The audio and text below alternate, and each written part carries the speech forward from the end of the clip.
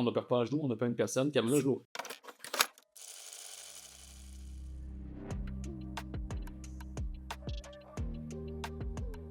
La navigation, c'est quasiment 100% les poses de prothèses de genou, hein. Ça permet de faire pour tout le monde une chirurgie personnalisée, donc mettre la prothèse de façon personnalisée à l'anatomie de chaque patient. C'est devenu systématique pour tous les patients.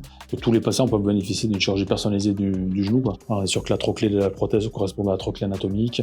Comme ça permet à la fin d'avoir un genou qui correspond aux besoins du patient, qui est une chirurgie personnalisée. Donc on gère tous les critères, soit osseux, l'alignement global, l'intérieur articulaire, l'équilibre ligamentaire, l'anatomie de la trochlée, donc après pour avoir une bonne course rotulienne en fin d'intervention, de contrôler tous les paramètres intéressants dans la pose de prothèse de genou pour qu'on est sûr qu'à la fin ça soit satisfaisant pour le patient, quoi.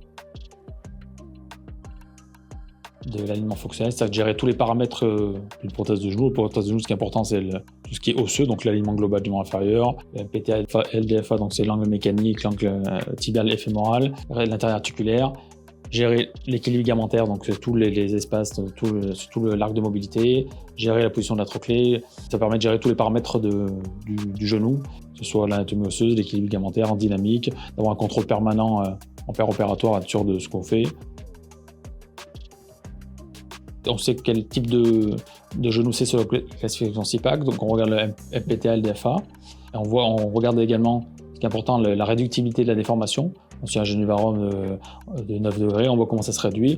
Par exemple, si ça se réduit à 2 degrés, ça va être notre objectif d'alignement personnalisé pour le patient, donc qui correspond à peu près à l'axe pré-arthrosique, à l'axe conditionnel. Donc ça permet également de voir comment ça se réduit le genou en dynamique. Et après, donc on part sur le morphotype du genou en regardant le MPTA, le LDFA, en utilisant quand même des barrières pour éviter les positions trop pas mettre de varus trop excessifs, des limites pour éviter les problèmes de contraintes sur les implants, de décèlement précoce. Et après, on affine avec l'équilibrage ligamentaire, donc en extension, en flexion, pour après, en gros, avoir les espaces qui correspondent à l'épaisseur de la prothèse sur toute l'arc de mobilité, pas avoir un genou trop serré, trop laxe, une limite d'instabilité en midflexion, donc un genou qui soit bien équilibré.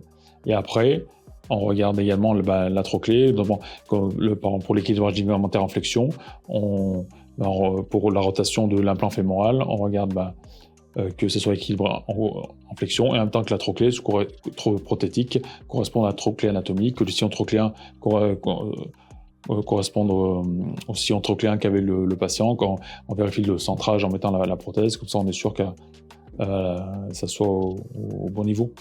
L'accession CIPAC, après on affine avec l'équilibrage ligamentaire et la position de la trochlée.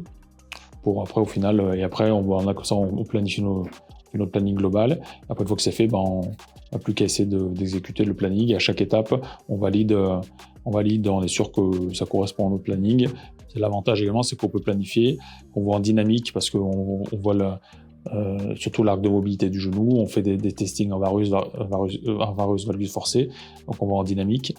Donc ça, c'est important parce que les gens après marchent dessus sur leurs genoux, et après en même temps un contrôle opératoire permanent. À chaque fois on peut modifier, à chaque étape il y a la courbe de laxité qui se remet à jour, donc on peut modifier, on trouve à la fin en général les objectifs qu'on avait planifiés, quoi.